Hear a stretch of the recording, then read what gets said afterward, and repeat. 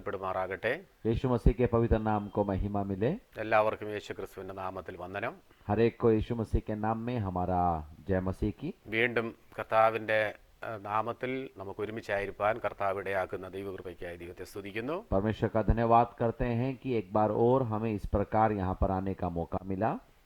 ദൈവിക യുഗാനുയുഗ പദ്ധതി എന്നുള്ളതായ വിഷയം നമ്മൾ തുടർമാനമായി പഠിച്ചുകൊണ്ടിരിക്കുകയാണ്. युगों में परमेश्वर की योजना के बारे में हम लगातार अपना अध्ययन कर रहे हैं। ഇന്നത്തെ നമ്മുടെ പഠന വിഷയം हमारे आज का अध्ययन विषय ക്രിസ്തുവിന്റെ വരവിന്റെ മുന്നോടിയായിട്ടുള്ള 7 സുപ്രധാന അടയാളങ്ങളാണ്. यीशु मसीह के आगमन से पहले होने वाली 7 घटनाएं हैं।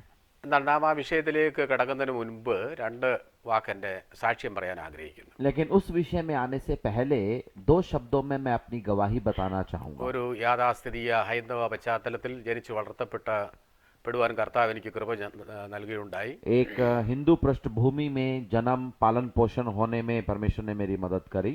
എന്നിലുണ്ടായിരുന്നതായ സത്യാന്വേഷണ ബോധം ഇന്നേക്ക് ഏകദേശം 45 വർഷങ്ങൾക്ക് മുൻപ് യേശുവിനെ രക്ഷകനായി സ്വീകരിപ്പാൻ കൃപയാൽ ഭാഗ്യം ലഭിക്കുകയുണ്ടായി. मेरे अंदर एक सच को जानने की हमेशा खोज रहती थी, जिसकी बदौलत करीब 45 साल पहले यीशु से मुलाकात होने में मदद मिली। തുടർന്ന് ഡൽഹിയിൽ ജോലിയിലായിരിക്കുമ്പോൾ അത്ഭുതകരമായ രോഗസൗഖ്യത്തിലൂടെ കർത്താവിന്റെ വിളി കേൾക്കുവാനിടയായി. और उसके बाद में जब दिल्ली में नौकरी कर रहा था तो अचानक हुई बीमारी से चंगाई मिलने के द्वारा यीशु मसीह की बुलाहट को पाने का मौका मिला। ആയതിനാൽ ദൈവീയ വേലയ്ക്കായി ജോലി രാജിവെച്ച് ഇറങ്ങുവാൻ കർത്താവ് കൃപ ചെയ്തു. और उसके तुरंत बाद परमेश्वर की सेवा के लिए अपनी नौकरी को छोड़ मैं निकल पड़ा। ഈ കഴിഞ്ഞ 38 വർഷക്കാലമായി കേരളത്തിലും ഡൽഹിയിലും സഭാ ശുശ്രൂഷകളായിരിക്കാൻ കർത്താവ് കൃപ ചെയ്തു. और पिछले 38 साल से केरल में और दिल्ली में उत्तर भारत के कई जगहों पर मैं प्रभु की सेवा में लगा हुआ हूँ। പല ബൈബിൾ കോളേജുകളിൽ അനേകരെ ദൈവവചനം പഠിപ്പിക്കുവാനും ദൈവം അവസരങ്ങൾ നൽകുകയുണ്ടായി. कई बाइबल कॉलेजों में जाकर बाइबल पढ़ाने का सौभाग्य प्रभु ने मुझे दिया। ഞാനിപ്പോൾ അസംബ്ലീസ് ഓഫ് ഗോഡ് സഭയോട് ചേർന്ന് ഒരു പാസ്റ്ററായി സേവനം അനുഷ്ഠിക്കുകയാണ്. और आज मैं असेंबलीज ऑफ गॉड के एक पासवान के तौर पर सेवकाई कर रहा हूँ। ഡൽഹിയിൽ കുടുംബമായി താമസിക്കുന്നു. दिल्ली में सहपरिवार रहता हूँ। സഭാ സംഘടന വ്യത്യാസം കൂടാതെ അനേക ഇടങ്ങളിൽ കടന്നു ചെന്ന് ദൈവവചനം വിവിധ നിലകളിൽ ശുശ്രൂഷിപ്പാൻ കർത്താവ് എനിക്ക് അവസരങ്ങൾ നൽകിയിട്ടുണ്ട്. और बिना किसी विशेष कलीसिया संगठन के भेद के कई जगहों पर जाकर परमेश्वर का नाम और उसके वचन को बताने का मुझे मौका मिलता है। നിങ്ങളുടെ മധ്യത്തിൽ ഇപ്രകാരമായിരിക്കാൻ കർത്താവ് അവസരം നൽകിയിരിക്കുന്നതിന്റെ എല്ലാ മഹത്വവും ഞാൻ ദൈവത്തിന് നൽകുകയാണ്. और मैं प्रभु को सारी महिमा देता हूँ, जिसकी वजह से आज मैं आपके सामने भी इस प्रकार आ पाया। അതോടൊപ്പം ഇപ്പോൾ ഇവിടെ ഈ ശുശ്രൂഷയ്ക്കായി അവസരം ഒരുക്കിയ അഡോണായി മിനിസ്ട്രിയുടെ എല്ലാ ഭാരവാഹികളോടും എൻ്റെ കൃതജ്ഞത അറിയിക്കുകയും ചെയ്യും. और उसी के साथ साथ इस प्रकार का मंच तैयार करने के लिए अडोनाई मीडिया के सभी अधिकारियों का मैं धन्यवाद करना चाहता हूँ। മുൻവിധികളൊന്നുമില്ലാതെ തുറന്ന മനസ്സോടും ഏകാഗ്രമായ ഹൃദയത്തോടും കൂടി ഈ ദൈവിക യുഗാനുയുഗ പദ്ധതി എന്ന വിഷയം തുടർന്ന് പഠിക്കുവാൻ കർത്താവ് സഹായിക്കട്ടെ എന്ന് ആശംസിക്കുന്നു. और मेरी ये कामना है कि बिना किसी पूर्व धारणाओं के इस परमेश्वर की युगों में योजनाओं के बारे में एक सटीकता के साथ अध्ययन करने में, जानकारी पाने में प्रभु हमारी मदद करने पाए। ആമേൻ. आमेन।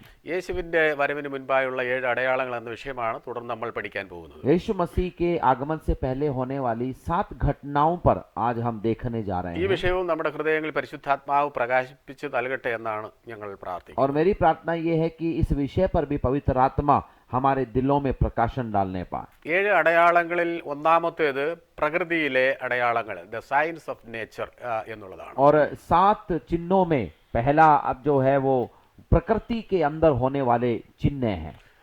മത്തായി സുവിശേഷം 24-ാം അധ്യായം 6 മുതൽ 8 വരെയുള്ള വാക്യങ്ങളാണ് നമുക്ക് വായന ഭാഗമായിട്ട് ഇരിക്കുന്നത്. और मत्ती का सुसमाचार 24वां अध्याय 6 से लेकर 8 तक के पद हमारे इस अध्ययन की पृष्ठभूमि के वचन रहेंगे। അവിടെ നമ്മൾ ഇങ്ങനെ വായിക്കുന്നു, वहां पर हम इस प्रकार पढ़ सकते നിങ്ങൾ हैं യുദ്ധങ്ങളെയും യുദ്ധശ്രുതികളെയും കുറിച്ച് കേൾക്കും. कि तुम युद्ध के बारे में, युद्धों के बारे में आप सुनोगे, ചഞ്ചലപ്പെടാതിരിപ്പാൻ സൂക്ഷിച്ചുകൊള്ളുവിൻ. और उस समय व्याकुल न होना। അത് സംഭവിക്കേണ്ടത് തന്നെയാണ്. ये सब होना जरूरी है। അത് അവസാനമല്ല, लेकिन वो अंत नहीं ജാതി होगा। ജാതിയോടും രാജ്യം രാജ്യത്തോടും എതിർക്കും. जाति जाति पर, राज्य देश देश पर हमला करेंगे। ക്ഷാമവും ഭൂകമ്പവും അവിടെ ഇവിടെ ഉണ്ടാകും. अकाल और भूकंप जगह जगह पर होंगे। എങ്കിലും ഇതൊക്കെയും ഈറ്റ് നോവിന്റെ ആരംഭമത്രേ. लेकिन ये केवल प्रसव पीड़ा का आरंभ होगा। എന്നാ ഇവിടെ യുദ്ധങ്ങൾ, ഭൂകമ്പം, ക്ഷാമം ഇവയെല്ലാം ശ്രദ്ധിക്കാൻ യേശു ഓർമ്മിപ്പിക്കുകയാണ്. और यहाँ पर यीशु मसीह याद दिलाता है कि इन दिनों में होने वाले भूकंपों पर, अकालों पर ध्यान दें।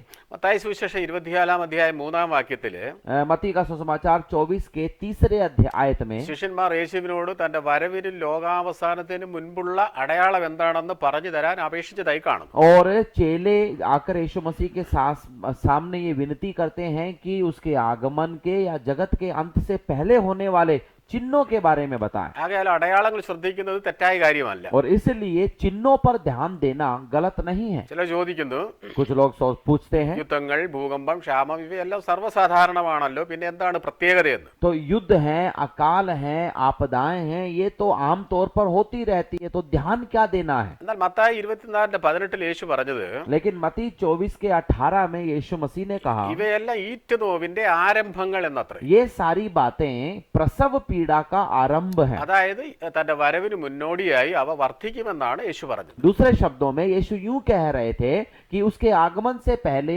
इसकी तादाद बढ़ जाएगी। ഇപ്പോൾ അവയെല്ലാം നമ്മുടെ കാലയളവിൽ വർദ്ധിച്ചുകൊണ്ടിരിക്കുകയാണ്. और आज इन सभी आपदाओं की संख्या हमारे समय में बढ़ती जा रही है। ഭൂകമ്പത്തെ കുറിച്ച് നമ്മൾ ചിന്തിക്കുകയാണെങ്കിൽ भूकंप के बारे में यदि हम देखते हैं, ലോകത്തിൽ ഏറ്റവും കുറവ് ഭൂകമ്പം നടക്കുന്ന ഒരു രാജ്യം നമ്മുടെ ഇന്ത്യയാണ്.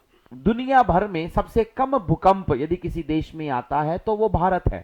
എന്നാൽ ഈ 20-ാം നൂറ്റാണ്ടിൽ ഭൂലോകത്തിൽ തന്നെ 300ഓളം ഭൂചലനങ്ങൾ സംഭവിച്ചതായിട്ട് കണക്കാക്കപ്പെടുന്നു. लेकिन गणना के अनुसार इस पिछले 200 साल के अंदर सैकड़ों में बड़े बड़े भूकंप आए हुए അതിൽ हैं। തന്നെ 20-ാം നൂറ്റാണ്ടിലും തൊട്ടടുത്തുള്ള വർഷങ്ങളിലും വലിയ 12 ഭൂകമ്പങ്ങൾ നടന്നു കഴിഞ്ഞിരിക്കുന്നു. और 20वीं शताब्दी के बाद के सालों में भी 12 बड़े भूकंप हुए हैं। ആ 12 വലിയ ഭൂകമ്പങ്ങൾ ഇങ്ങനെയാണ്. और वो 12 बड़े भूकंप इस प्रकार हैं। ഒന്നാമത്തത് കൊളംബിയ ഇക്വഡോറിൽ 31 ജാനുവരി 1906 റിച്ചാർഡ് സ്കെയിൽ 8.8 രേഖപ്പെടുത്തിയ ഭൂകമ്പം. और 31 जनवरी 1906 में कोलंबिया के इक्वाडोर में जो आया था वो रिएक्टर स्केल में 8.8 के अंक में था। രണ്ടാമത്തെ ഏറ്റവും വലിയ ഭൂകമ്പം ആസാൻ, ടിബറ്റ് എന്നിവിടങ്ങളിൽ 1950 ഓഗസ്റ്റ് 15-ന് 8.6 രേഖപ്പെടുത്തിയ ഭൂകമ്പം. അതിൽ 1560 പേർ കൊല്ലപ്പെട്ടതായി കണക്കാക്കപ്പെടുന്നു. और दूसरा बड़ा भूकंप 1950 अगस्त 15 को असम तिब्बत इलाके में हुआ था, जो 8.6 रिएक्टर स्केल पे आया, जिसमें 1560 के करीब लोग मारे गए। മൂന്നാമത്തത് സോവിയറ്റ് യൂണിയനിൽ 1952 നവംബർ 4-നും 9 രേഖപ്പെടുത്തിയതായ ഭൂകമ്പം. അതിൽ മില്യൺ കണക്കിന് ഡോളറിന്റെ നഷ്ടമുണ്ടായി. और उसके बाद में 1952 में सोवियत यूनियन में आए हुए भूकंप में जो 9 रिएक्टर स्केल पे था और कितने अनगिनत लोग उसमें मारे गए। അടുത്തത് അലാസ്കയിൽ 1957 മാർച്ച് 9-ന് 8.6 രേഖപ്പെടുത്തിയ ഭൂകമ്പം. और उसके बाद में 1957 में अलास्का में 8.6 रिएक्टर स्केल वाला भूकंप आया ഒരുപാട് നാശനഷ്ടങ്ങൾ ഉണ്ടായി. और उसमें भी बहुत सारी मानहानियां हुई, അനേക ആളുകൾ അതായത് കൊല്ലപ്പെടുകയുണ്ടായി. कई लोग उसमें मारे गए। അഞ്ചാമത്തത് ചിലിയിൽ 1960 മെയ് 22-ന് 9.5 രേഖപ്പെടുത്തിയതായ ഭൂകമ്പം. पांचवा भूकंप 1960 में मई 22 को आया था, जो चिली में था और 9.5 रिएक्टर स्केल पे हुआ, ഏകദേശം 4485-ലധികം പേർ കൊല്ലപ്പെട്ടതായിട്ട് കണക്കാക്കപ്പെടുന്നു. और जिसमें ये देखा गया कि 4400 से ज्यादा लोग उसमें मारे गए। ആറാമത്തത് അലാക്സയിൽ 1964 മാർച്ച് 28-ന് നടന്ന ഭൂകമ്പം 9.2 രേഖപ്പെടുത്തി 128-ലധികം പേർ കൊല്ലപ്പെടുകയുണ്ടായി. और उसके बाद का भूकंप 1964 में हुआ था, अलास्का में आया मार्च 28 तारीख को, जो 9.2 रिएक्टर स्केल पे था, जिसमें 128 से अधिक लोग मारे गए വീണ്ടും थे। അലാസ്കയിൽ 1965 ഫെബ്രുവരി 4-ന് 8.7 രേഖപ്പെടുത്തിയ ഭൂചലനം. അവിടെ ഏകദേശം 128 രൂപയിലധികം കൊല്ലപ്പെടുകയുണ്ടായി. और दोबारा 1965 में फरवरी 4 को हुआ अलास्का में, जो 8.7 रिएक्टर स्केल पे था, जिसमें भी 128 से अधिक लोग मारे गए। തുടർന്ന് സുമാത്രയുടെ വടക്കൻ തീരത്ത് 2004 ഡിസംബർ 26-ന് 9.1 രേഖപ്പെടുത്തുകയും 2,30,000 പേർ ആ ഭൂകമ്പത്തിൽ കൊല്ലപ്പെടുകയുണ്ടായി. और उसके बाद में उत्तरी सुमार्ता के पास 2004 दिसंबर 26 तारीख को जो भूकंप आया जो 9.1 रिएक्टर स्केल का था, जिसमें 2,30,000 से अधिक लोग मारे गए। അവിടെ തന്നെ 2005 മാർച്ച് 28-ന് 8.6 രേഖപ്പെടുത്തിയുണ്ടായി. और उसी में मार्च में हुए भूकंप के अंदर 8.6 रिएक्टर स्केल का भूकंप आया। 10ാമത്തെ ഏറ്റവും വലിയ ഭൂകമ്പം ചിലിയുടെ തീരത്ത് 2010 ഫെബ്രുവരി 27-ന് 8.8 രേഖപ്പെടുത്തിയപ്പോൾ और उसके बाद में 2010 फरवरी 27 को चिले में सबसे बड़ा भूकंप आया जो 8.8 रिएक्टर स्केल का था। അന്ന് 521-ലധികം പേർ കൊല്ലപ്പെടുകയും 12,000 പേർ മുറിവേൽക്കുകയും 80,000-ലധികം പേർ കാണാതാകുകയും ചെയ്യുകയുണ്ടായി. और जिसमें 521 लोग मारे गए, 12,000 से ज्यादा लोग घायल हुए, 80,000 से ज्यादा लोग लापता हो गए। 11ാമത്തെ ഏറ്റവും വലിയ ഭൂകമ്പം ജപ്പാനിൽ 2011 മാർച്ച് 11-ന് 9.1 രേഖപ്പെടുത്തിയതാണ്. और 11वां बड़ा भूकंप जापान में आया था 1911 मार्च 11 को, जो 9.1 रिएक्टर स्केल का था। 12ാമത്തത് സുമാത്രയുടെ വടക്കൻ തീരത്ത് 2012 നവംബർ 4-നും 8.6 രേഖപ്പെടുത്തിയ വലിയ ഭൂകമ്പമാണ്. और 12वां जो सबसे बड़ा भूकंप आया वो सुमात्रा के उत्तरी क्षेत्र में आया 2012 नवंबर 4 को आया, 8.6 रिएक्टर स्केल का था। തുടർന്നും ചെറുതും വലുതുമായ അനേക ഭൂകമ്പങ്ങൾ നടന്നുകൊണ്ടിരിക്കുകയാണ്. और उसके बाद में छोटे बड़े भूकंप लगातार आते जा रहे हैं। ഈ വലിയ ഭൂകമ്പങ്ങളെല്ലാം ലക്ഷക്കണക്കിന് ആളുകളുടെ ജീവൻ എടുക്കുകയും അനേക നാശനഷ്ടങ്ങൾ വരുത്തുകയും ചെയ്തു. और इन सभी बड़े भूकंपों ने लाखों की तादाद में लोगों को उसने खत्म किया। അവയിൽ ചില അത് നിങ്ങൾക്ക് ഈ പിക്ചറിൽ കാണാവുന്നതാണ്. और जिस प्रकार आप इस तस्वीर में देख सकते हैं, 1800-നും 1900-നും ഇടയ്ക്കായിട്ട്, അതായത് 1000 വർഷങ്ങൾക്ക് ഉള്ളിൽ, അതായത് 645 ഭൂകമ്പം നടന്നതായിട്ട് കണക്കാക്കപ്പെടുന്നു. और 1800 से लेकर 1900 अर्थात 1000 साल के अंदर 645 भूकंपों के आने की गणना है। 1994-നും 2000-നും അതായത് 7 വർഷങ്ങൾക്കുള്ളിൽ 1163 ഭൂകമ്പം നടന്നതായി കണക്കാക്കപ്പെടുന്നു. और उसके बाद में 1994 से 2000 के बीच के 7 सालों में 1163 भूकंप आए। ഈ കാര്യം നമ്മൾ 1800-നും 1900-നും ആ കാലഘട്ടമായിട്ട് നമ്മൾ തട്ടിച്ചു നോക്കുമ്പോൾ 175% വർധനവാണ് കാണുന്നത്. तो इन 7 सालों को यदि आप पिछले सालों से तुलना करके देखें तो करीब 176% ज्यादा भूकंप की तादाद बढ़ी है। ഭൂകമ്പങ്ങളുടെ അളവ് വളരെ വർദ്ധിച്ചുകൊണ്ടിരിക്കുകയാണ്. कहने का मतलब भूकंपों की जो तादाद है वो बढ़ती चली जा रही है। കർത്താവിന്റെ വചനം നിറവേറുകയാണ്. परमेश्वर का वचन पूरा हो रहा है। മറ്റു പല സംഭവങ്ങള്, और भी कई सारी घटनाएं, ഹുരിക്കെയിന് കത്രീനയും വിധിച്ചിട്ടുള്ള നാശങ്ങളെല്ലാം നമ്മുടെ ഓർമ്മയിൽ നിന്ന് വിട്ടുപോയിട്ടില്ല. कतरीना नामक जो बड़ा बवंडर आया था, उससे हुए जो जितने भी लोग मारे गए वो आज भी हमारी याद में ताजा हैं। അനേക രാജ്യങ്ങളിൽ ക്ഷാമവും പകർച്ചവ്യാധികളും വളരെ വർദ്ധിച്ചുകൊണ്ടിരിക്കുകയാണ്. कई देशों में महामारियां फैल रही हैं, अकाल फैल रहे हैं। പ്രത്യേകിച്ച് ആഫ്രിക്കൻ രാജ്യങ്ങൾ നമുക്ക് കാണാൻ കഴിയും. खासतौर पे अफ्रीकी देशों में हम देख सकते हैं। ലോകത്തിലെ 24 മില്യണിലധികം പേർ എയ്ഡ്സ് രോഗത്താൽ നിന്ന് പീഡിതരാണ്. और आज वहां पे 240 करोड़ से ज्यादा लोग एड्स पीड़ित हैं। ഇന്ന് ലോകത്തിലെ ഏറ്റവും കൂടുതൽ ആളുകൾ പകർച്ചവ്യാധികളാൽ മരണപ്പെടുന്നതായിട്ടാണ് കണക്കാക്കപ്പെടുന്നത്. और आज लोग जब मर रहे हैं तो अधिकतर मरने वालों की संख्या कारण महामारियां हैं। നിപ്പ, ഡെങ്കി, ചിക്കൻ ഗുനിയ തുടങ്ങിയ രോഗങ്ങളൊക്കെ വർദ്ധിച്ചു വരികയാണ്. निपा है, डेंगू का बुखार, चिकनगुनिया इत्यादि महामारियां लोगों को मार रही हैं। അതായത് യേശുവിന്റെ വരവിന് മുൻപുള്ള അടയാളങ്ങൾ ഒന്നൊന്നായി നടക്കുകയാണ്. यीशु मसीह के आने से पहले के चिन्ह एक के बाद एक पूरे हो रहे हैं। യുദ്ധങ്ങൾ വർദ്ധിക്കുന്നു, युद्ध बढ़ रहे हैं, ക്ഷാമം വർദ്ധിക്കുന്നു, अकाल बढ़ रहे हैं, ഭൂകമ്പം വർദ്ധിക്കുന്നു, भूकंप बढ़ रहे हैं, തീവ്രവാദം വർദ്ധിക്കുന്നു. आतंकवाद बढ़ रहा है। അതെ, ഇതെല്ലാം വർദ്ധിച്ചുകൊണ്ടിരിക്കുകയാണ്. ये सब एक के बाद एक बढ़ता जा रहा है। ക്ഷാമം വർദ്ധിക്കുകയാണ്, अकाल बढ़ रहा है, ആമേൻ. ന്യൂക്ലിയർ യുദ്ധങ്ങൾ അതിന്റെ വക്കിലെത്തിയിരിക്കുന്നു. परमाणु युद्ध के करीब आज दुनिया पहुंच गई है। വെള്ളപ്പൊക്കം, അത് സുനാമി, ഇതെല്ലാം വർദ്ധിക്കുകയാണ്. बाढ़, सुनामी इत्यादि बढ़ते जा रहे हैं। ഇതെല്ലാം കർത്താവിന്റെ വരവിന് മുൻപുള്ള അടയാളങ്ങളായിട്ട് നമുക്ക് കണക്കാക്കാൻ കഴിയുന്നു. और हम देख सकते हैं कि ये सब यीशु के आगमन से पहले होने वाले चिन्ह हैं। അതുകൊണ്ട് ഈ പ്രകൃതിയിൽ നടക്കുന്ന അടയാളങ്ങൾ യേശു വീണ്ടും വരാൻ സമയമായി എന്ന് നമ്മെ तो വിളിച്ചറിയിക്കുകയാണ്. ये प्रकृति में होने वाले चिन्ह हमें ये बताते हैं कि यीशु का आना बहुत नजदीक है। രണ്ടാമത്തെ അടയാളം എന്ന് പറയുന്നത് दूसरा चिन्ह क्या है? സാമൂഹിക അടയാളങ്ങളാണ്. वो सामाजिक एक चिन्ह है, അഥവാ ദ സൈൻ ഓഫ് സൊസൈറ്റി. हमारे समाज में होने वाले चिन्ह। മത്തായി സുവിശേഷം 24 അധ്യായം 12 വാക്യത്തിൽ ഇങ്ങനെ പറഞ്ഞിട്ടുണ്ട്, मत्ती 24:12 में इस प्रकार लिखा है, അധർമ്മം പെരുകുന്നത് കൊണ്ട് അനേകരുടെ സ്നേഹം തണുത്തു പോകുമെന്നാണ്. अधर्म के बढ़ने की वजह से कईयों का प्रेम ठंडा पड़ जाएगा। കൂടാതെ 2 തിമോഥെയോസ് 3:1 മുതൽ 5 വരെയുള്ള വാക്യങ്ങളിൽ നമ്മൾ ഇങ്ങനെ വായിക്കുന്നു, इतना ही नहीं है, हम जब दूसरा तिमोथी 3:1-5 में देखते हैं, അന്ത്യകാലത്ത് ദുർഘട സമയങ്ങൾ വരുമെന്നറിയുക, और वहां पे जानो कि अंत के समय में बुरे दिन आएंगे। മനുഷ്യർ സ്വസ്നേഹികളും ദ്രവ്യാഗ്രഹികളും വമ്പ് പറയുന്നവരും അഹങ്കാരികളും ദൂഷകന്മാരും അമ്മയപ്പന്മാരെ അനുസരിക്കാത്തവരും, और वहां मनुष्य अपस्वार्थी होंगे, लोभी होंगे, डीगमार होंगे, अभिमानी होंगे, निंदक होंगे, माता पिता की आज्ञा टालने वाले होंगे, നന്ദി കെട്ടവരും അശുദ്ധരും വാത്സല്യമില്ലാത്തവരും ഇണങ്ങാത്തവരും ഏഷണിക്കാരും അജിതേന്ദ്രിയന്മാരും, कृतज्ञ होंगे, अपवित्र होंगे, क्षमा रहित, दोष लगाने वाले, असंयमी, कठोर, ഉഗ്രന്മാര്, സൽഗുണദോഷികള്, ദ്രോഹികള്, ദാഷ്ട്യക്കാര്, ദികളികളുമായി ദൈവപ്രിയമില്ലാതെ ഭോഗപ്രിയരായി ഭക്തിയുടെ വേഷം ധരിച്ച് അതിന്റെ ശക്തി ത്യജിക്കുന്നവരുമായിരിക്കും എന്നാണ് അവിടെ പറഞ്ഞിരിക്കുന്നത്. അങ്ങനെയുള്ളവരെ വിട്ടൊഴിയുക എന്ന് രേഖപ്പെടുത്തിയിരിക്കുന്നു. और भले के बैरी होंगे, विश्वासघाती होंगे, ढीठ होंगे, क्षमा रहित होंगे, वो परमेश्वर के नहीं वरन सुख विलासिता को चाहने वाले होंगे।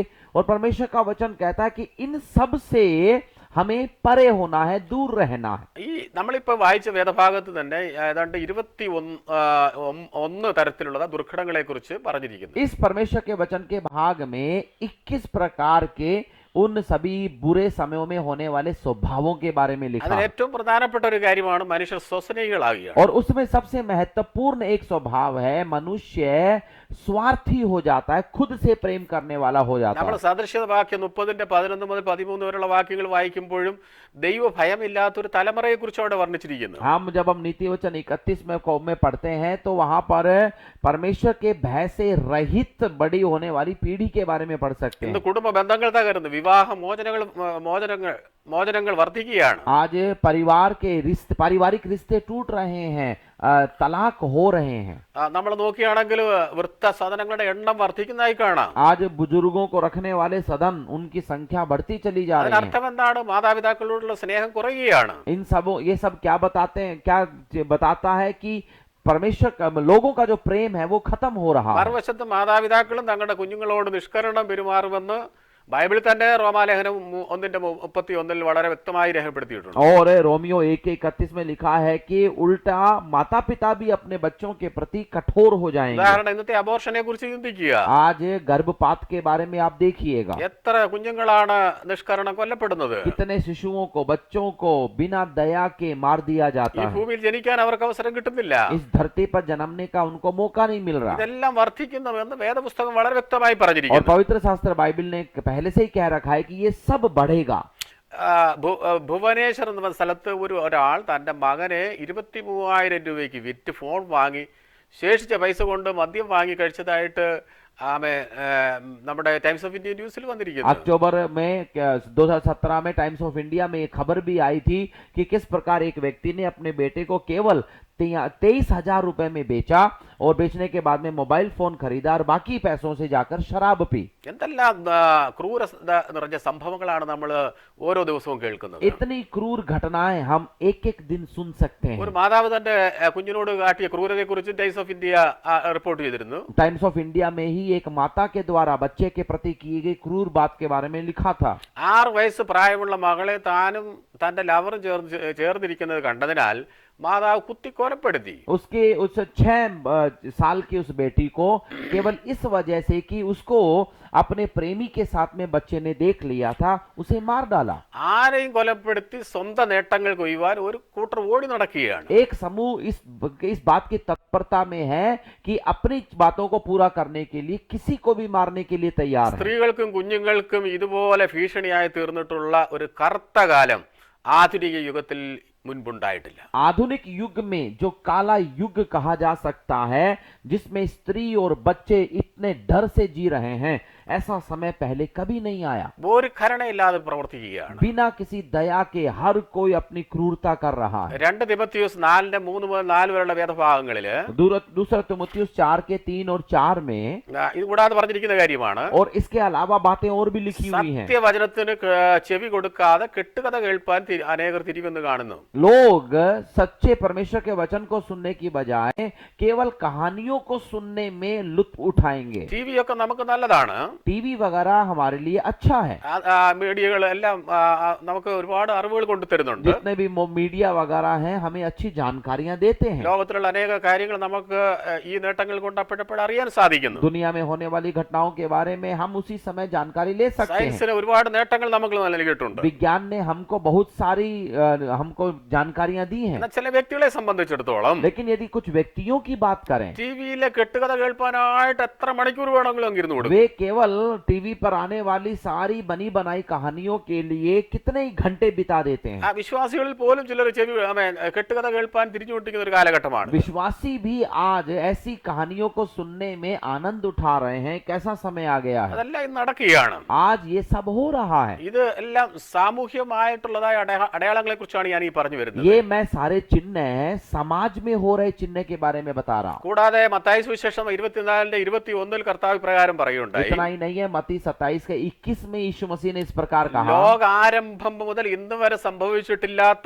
വലിയ കഷ്ടങ്ങൾ ഈ കാലഘട്ടത്തിൽ ഉണ്ടാകുമെന്ന് एक പറഞ്ഞിരിക്കുന്നു. ऐसा क्लेश इन दिनों में होगा जो जगत की उत्पत्ति से आज तक नहीं हुआ। നമ്മുടെ ഈ കാലഘട്ടത്തെ കുറിച്ച് ഒന്ന് ചിന്തിച്ചു നോക്കുക. आज के समय पर थोड़ा नजर दौड़ाइए। ടെററിസം എത്രയധികം വർദ്ധിച്ചിരിക്കുകയാണ്. आतंकवाद आज कितना बढ़ गया है। ഏത് രാജ്യത്തിലും എന്തും കാട്ടിക്കൂട്ടാവുന്ന ഒരു പ്രവണത വന്നിരിക്കുകയാണ്. आज एक ऐसा माहौल बन गया है कि वो किसी भी देश में जाकर अपनी मन मर्जी कुछ भी कर सकते हैं। എല്ലാ സെക്യൂരിറ്റി വിഭാഗങ്ങളെയും മറികടന്ന് ടെററിസം ഭയങ്കര ഭീകരത വിതച്ചുകൊണ്ടിരിക്കുക. सुरक्षा की हर दीवार को लांग कर आज आतंकवाद अंदर तक जा घुसा है। ലോകത്തിൽ എവിടെയും നമുക്കത് കാണാൻ കഴിയും. दुनिया की हर जगह पर आज हम उन्हें देख നമ്മുടെ सकते ഇന്ത്യയിൽ हैं, കാണാൻ കഴിയും. हमारे भारत में देख सकते हैं। ലോകവ്യാപകമായ കലഹങ്ങൾ, पूरी दुनिया भर में झगड़े, നിയമ ലംഘനങ്ങൾ, कानूनों का उल्लंघन, അതിക്രമങ്ങള്, अतिक्रमण, അരാജകത്വം, अराजकता, സ്വാർത്ഥത, स्वार्थ, പീഡകള് क्लेश, पीड़ाएं, ഇതെല്ലാം വർദ്ധിച്ചുകൊണ്ടിരിക്കുകയാണ്. ये सब बढ़ रही हैं। ഇതെല്ലാം അതായത് വാസ്തവത്തില് നമ്മെ വിളിച്ചറിയിക്കുന്നത് സാമൂഹികമായ ഇത്തരത്തിലുള്ള അടയാളങ്ങൾ കർത്താവിന്റെ വരവിന്റെ ലക്ഷണമായി നമ്മെ വിളിച്ചറിയിക്കുകയാണ്. ये सब सामाजिक चिन्ह यीशु मसीह के आगमन को हमें बताते हैं। നമുക്കറിയാം 2001 സെപ്റ്റംബർ 11 അമേരിക്കയുടെ 2 ടവറുകൾ ബോംബിട്ട് നശിപ്പിച്ച കാര്യം നമ്മുടെ ഓർമ്മയിൽ നിന്ന് മാറിയിട്ടില്ല. और आज भी हमको याद है 2001 नवंबर 11 तारीख को उस अमेरिकी के ट्विन टावर को जब ध्वंस कर दिया गया था। അങ്ങനെ എത്ര സംഭവങ്ങളാണ് വർദ്ധിച്ചു വരുന്നത്. ऐसी कितनी ही घटनाएं आज बढ़ती चली जा ചില रही हैं। പിക്ചറുകളെല്ലാം ഞാൻ ഇവിടെ നിങ്ങൾക്ക് കാണാൻ കഴിയും. आप उनमें से कुछ तस्वीरों को देख सकते हैं। 2 തിമോത്തിയോസ് 3:5 കൃപായുഗത്തിന്റെ അന്ത്യകാലത്ത് വിശ്വാസികളുടെ ദൈവവിശ്വാസം തണുത്തു പോകുമെന്നും വിശുദ്ധ ജീവിതം കുറയുമെന്നും വളരെ വ്യക്തമാക്കിയിരിക്കുന്നു. दूसरा तिमुथियुस 3 के 5 के अंदर बिल्कुल स्पष्ट लिखा है कि किस प्रकार विश्वासियों का प्रेम ठंडा हो जाएगा, वो परमेश्वर के अनुग्रह से दूर होते चले जाएंगे। ഭക്തിയുടെ വേഷം ധരിക്കുന്നവർ വർദ്ധിക്കുമെന്നാണ് നാം വായിക്കുന്നത്. और वहाँ पे लिखा हुआ है कि वहाँ पे केवल भक्ति को दिखाने वाले लोग, दिखावा करने वाले बढ़ते चले जाएंगे। ഇതെല്ലാം നമ്മുടെ തലമുറയിൽ വർദ്ധിക്കുകയാണ്. आज हमारी पीढ़ी में ये सब बढ़ता चला जा रहा है। ഈ 2 അടയാളങ്ങൾ प्रियो, ये जो 2 हमने चिन्ह देखे, അതായത് പ്രകൃതിയിലെ അടയാളങ്ങൾ, प्रकृति का चिन्ह, അതായത് രണ്ടാമത്തത് സാമൂഹിക അടയാളങ്ങൾ, और दूसरा सामाजिक चिन्ह। ഇത് രണ്ടും യേശു വരാൻ സമയമായെന്ന് വിളിച്ചറിയിക്കുകയാണ്. ये दोनों हमें बताते हैं कि यीशु का आना बिल्कुल करीब है। കർത്താവിന്റെ വചനം അക്ഷരം പ്രതി നിറവേറുകയാണ്. परमेश्वर का वचन एक एक पद पूरा हो रहा है। നമുക്കതിനായി കർത്താവിന്റെ വരവിനായി ഒരുങ്ങാം. और हम उस यीशु मसीह के आगमन के लिए खुद को तैयार करें। ഞാൻ 2 അടയാളങ്ങളെ കുറിച്ച് മാത്രമാണ് ഇപ്പോൾ പറഞ്ഞത്. इसी समय मैंने केवल आपको 2 चिन्हों के बारे में बताया, ബാക്കിയുള്ള കാര്യങ്ങൾ നമുക്ക് അടുത്തുള്ളതായ പഠന വിഷയമായിട്ട് നമുക്ക് ചിന്തിക്കാം. और बाकी बातों के बारे में हम आगे इस पर अध्ययन ഇതുവരെ എന്നെ करेंगे। ശ്രമിച്ചുകൊണ്ടിരിക്കുന്ന നിങ്ങൾക്ക് നന്ദി രേഖപ്പെടുത്തുന്നു. सुनने के लिए आप सब लोगों का धन्यवाद। കർത്താവ് നമ്മെ ധാരാളമായി അനുഗ്രഹിക്കട്ടെ. प्रभु आप सबों को बहुतायत से आशीष दे। ആമേൻ. आमेन।